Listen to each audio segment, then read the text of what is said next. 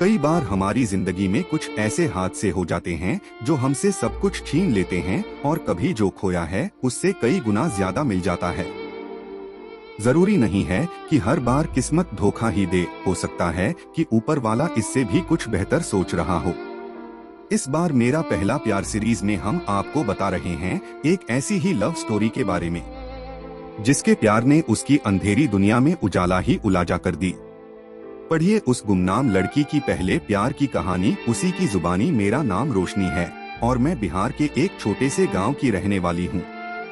मैं उस समय सिर्फ 12 साल की थी जब मेरे माँ बाप दोनों ही गुजर गए।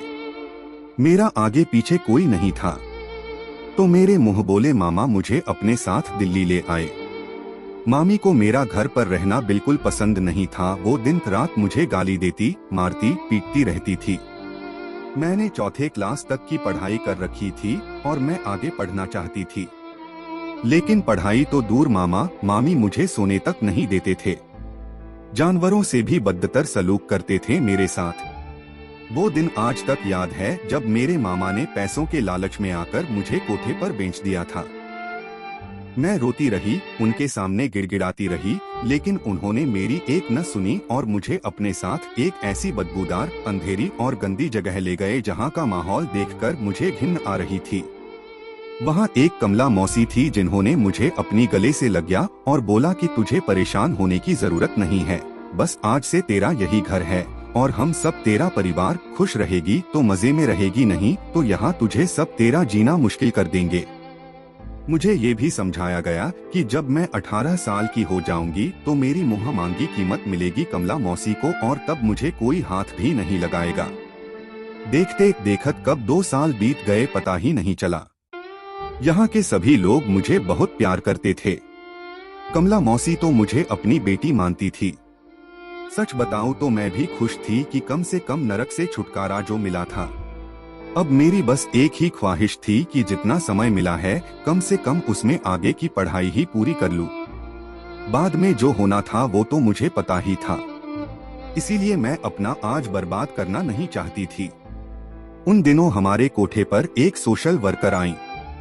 उन्हें वहां सब सुमन बहन के नाम से बुलाते थे। कमला मौसी ने उन्हें बताया कि रोशनी पढ़ाई करना चाहती है, तो सुमन बहन ने कहा कि नेकी और पूछ पूछ बेटा, कल से तुम हमारी संस्था में आकर अपनी पढ़ाई शुरू कर सकती हो। ये सुनते ही मेरी खुशी का ठिकाना नहीं रहा और मैं अगले ही दिन संस्था पहुंच गई।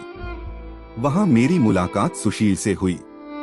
वो भी एक सोशल वर्कर था और साथ ही प्रोफेसर भी। जब सुमन बहन ने मेरा परिचय सुशील जी से कराया तो उस समय तक मुझे नहीं पता था कि ये मुलाकात जिंदगी बदल देगी मेरी।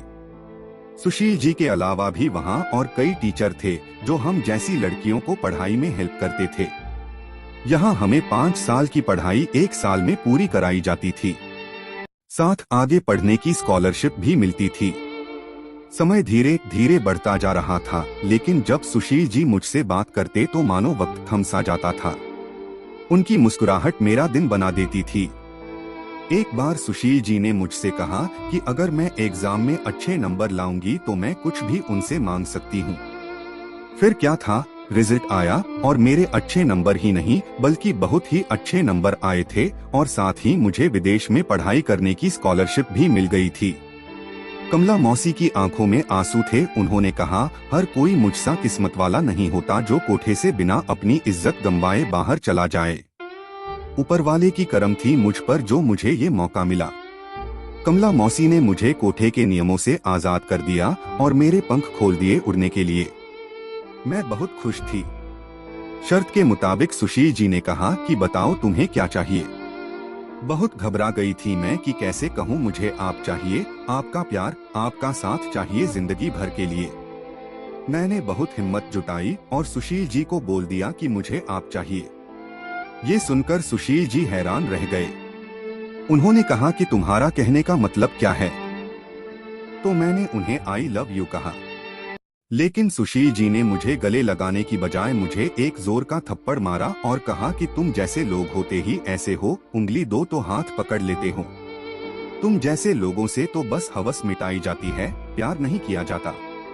ये शब्द सुनते ही मुझे पता चल गया कि मैंने अपनी औकात से बाहर जाकर कुछ मांगा है जो मुझे आज क्या कभी नहीं मिल सकता। मैं उस दिन बहुत रोई और ये सोचती रही कि क्या हम जैसे लोग प्यार नहीं कर सकते। कुछ ही दिनों बाद में आगे की पढ़ाई के लिए विदेश रवाना हो गई। मुझे इस बात का अंदाजा भी नहीं था कि सुशील जी भी उसी यूनिवर्सिटी से अपनी रिसर्च कर रहे हैं। वहीं कैंपस में मेरा और उनका कमरा आमने सामने ही था। वो भी मुझसे बात नहीं करते और न मैं उनसे। ऐसे में मेरी विल पावर और भी मजबूत होती जा रही थी ताकि मैं उस आदमी को दिखा पाऊं कि हम जैसे लोग भी औकात के बाहर सोच सकते हैं।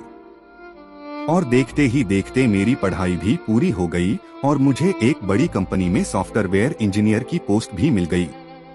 लेकिन मेरे चेहरे पर वो खुशी नजर नहीं आ रही थी जो मैंने सुशील जी का प्यार पाने के लिए एग्जाम में अच्छे नंबर लाने से आई थी। उस समय पता था कि इसके बदले मुझे उनका प्यार मिलेगा, लेकिन अभी ये नहीं पता था कि इसके बदले मुझे क्या मिलेगा। मैंने अपनी जिंदगी में पहली बार किसी को प्यार किया था, लेकिन मुझे बदले में हमेशा नफरत ही मिली।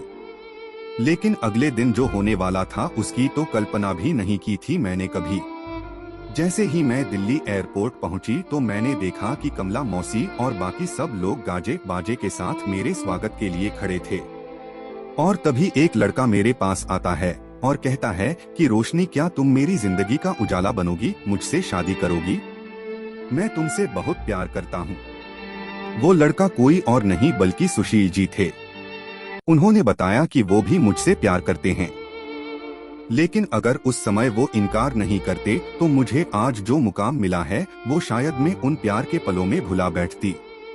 न मेरे अंदर वो जुनून रहता और न ही कुछ कर दिखाने की भावना। इसी वजह से सुशील जी ने मुझे अपने आप से दूर रखा। आज मेरी और सुशील जी की शादी को 10 साल हो गए हैं। हमारी एक 5 साल की प्यारी सी बेटी भी है। हम दोनों आज उसी संस्था में कई और लड़कियों के भविष्य में रोशनी भरने की कोशिश कर रहे हैं। कमला मौसी ने भी कोठा बंद कर दिया है और वो अब हमारे साथ रहती है। मुझे गर्व है अपने प्यार पर जिसने मुझे एक वजह दी कुछ अपने और औरों के लिए कर दिखाने की।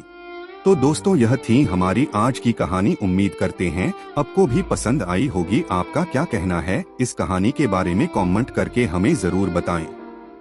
वीडियो को लाइक करके चैनल को सब्सक्राइब कर लीजिए। साथ में घंटी को दबाकर ऑल पर सेट कर लीजिए ताकि आने वाली वीडियो आपको तुरंत मिले। मुझे दीजिए अगली वीडियो तक इजाजत, तब तक के लिए धन्यवाद।